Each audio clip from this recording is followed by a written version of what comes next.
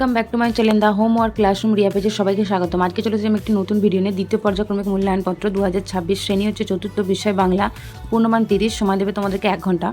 1 নম্বর দাগে যে সঠিক উত্তরটি নিচে দাগ দাও, 1/2 × 6 = 3। প্রশ্ন হচ্ছে শম্ভুর 12, 13, 14 বছর বয়স। এই প্রশ্ন উত্তর হবে শম্ভুর 12 বছর বয়স। পরে প্রশ্ন আছে উবা চকঘড়ি লতাপাতা কাঠকুটো দিয়ে ছবি আঁকতে ওস্তাদ। এই প্রশ্ন উত্তর হবে কাঠকুটো দিয়ে ছবি আঁকতে ওস্তাদ। পরের প্রশ্ন আছে হাড় ভাঙা পাতায় গাছ শুশুনিয়া অযোধ্যা পাহাড়ের মাথায়। এই প্রশ্ন উত্তর হবে শুশুনিয়া পাহাড়ের মাথায়। পরের প্রশ্ন আছে ছেলেবেলা থেকে কারখানায় জাহাজের দোকানে কাজ শিখতে থাকতেন। এই প্রশ্নের উত্তর হবে জাহাজে কাজ শিখতে থাকতেন। পরের প্রশ্ন আছে শম্ভুকে বাইরে যেতে বারণ করেছিল কাক, গরু, বেড়াল। এই প্রশ্ন উত্তর হবে শম্ভুকে বাইরে যেতে বারণ করেছিল বেড়াল। পরের প্রশ্ন আছে লেখক গল্পটিতে যে জায়গার উল্লেখ করেছেন সেটি হলো ইউক্রেন, আমাজন, সুন্দর। এই প্রশ্ন উত্তর হবে আমাজন।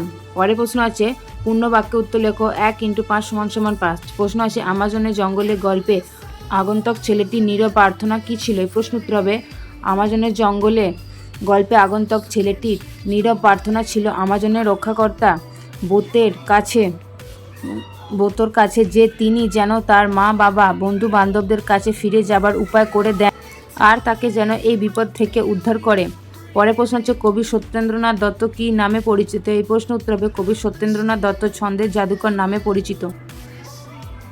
পরের প্রশ্ন হচ্ছে দুঃখিনী মায়ের দুঃখ ঘোচাতে কবি কি করতে চান। এই প্রশ্ন উত্তর হবে দুঃখিনী মায়ের দুঃখ ঘোচাতে কবি জগৎ জুড়ে বাণিজ্য করে সুখ ও সম্পদ আহরণ করে আনতে চান। পরের প্রশ্ন আছে গরমের ছুটি আর পূজার ছুটিতে মামার বাড়িতে আসার পথ বদলে যায় কেন। এই প্রশ্ন উত্তর হবে গরমের ছুটিতে মামার বাড়িতে যেতে গেলে রাস্তাঘাট সব শুকনো থাকে আর পূজার ছুটিতে মামার বাড়ি যেতে গেলে পথ বদলে যায় কারণ বর্ষা পর ওই শরৎকাল আর ওই শরৎকালে পুজো হয়, অর্থাৎ এই শরৎকালে রাস্তাঘাটে জল থই থই করে। পরের প্রশ্ন আছে অ্যাডভেঞ্চার বর্ষায় গল্পের সেজ পিসিমার গ্রামের নাম কি ছিল। এই প্রশ্ন উত্তর হবে অ্যাডভেঞ্চার বর্ষার গল্পের গ্রামের নাম ছিল চন্দ্রহার। পরের প্রশ্ন আছে পরের দাগে আছে নিচের বাক্যগুলিতে কোন পুরুষের ব্যবহার হচ্ছে লেখো 1 × 4 = 4। প্রশ্ন আছে বড় মা ছোট মা আমাকে ওই ঝড় জলের মধ্যে দেখে অবাক। এই প্রশ্ন উত্তর হবে উত্তম পুরুষ।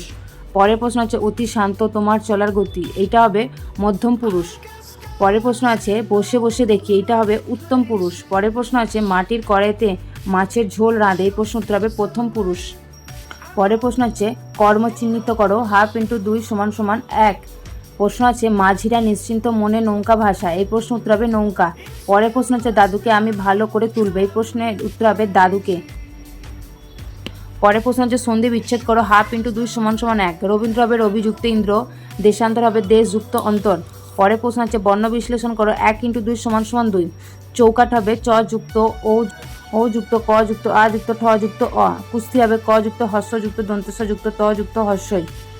পরে আছে গান্না ও চর শব্দটিতে দুটি পৃথক অর্থে ব্যবহার করে দুটি স্বাধীন বাক্য রচনা করো। 2 × 2 = 4। পান্না হবে আঁটি। বাক্য রচনায় লিখলে হবে বাবা বাজার থেকে 1 আঁটি শাক এনেছে। পরে আছে পান্না, এটা হবে রত্ন। এর বাক্য রচনা করলে হবে তার আঁটিতে সবুজ রত্ন বসানো আছে।